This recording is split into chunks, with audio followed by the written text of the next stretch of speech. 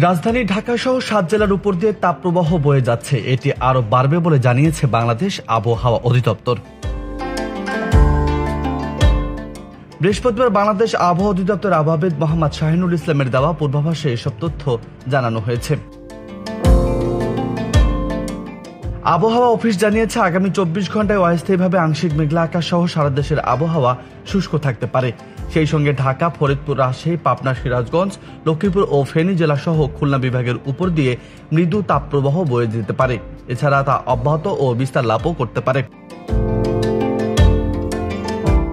এদিকে শুক্রবার সন্ধ্যা 6টা থেকে পরবর্তী 24 ঘন্টায় অস্থায়ী আংশিক মেঘলা আকাশ সহ সারা দেশের আবহাওয়া শুষ্ক থাকতে পারে। সেই সঙ্গে সারা দেশে দিনের তাপমাত্রা প্রায় অপরিবর্তিত থাকতে পারে এবং রাতের তাপমাত্রা সামান্য বৃদ্ধি পেতে পারে।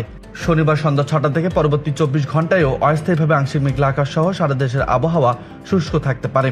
এছাড়া আগামী 5 দিনের আবহাওয়া পরিস্থিতিতে উল্লেখযোগ্য কোনো পরিবর্তনের সম্ভাবনা নেই বলেও জানিয়েছে সংস্থাটি।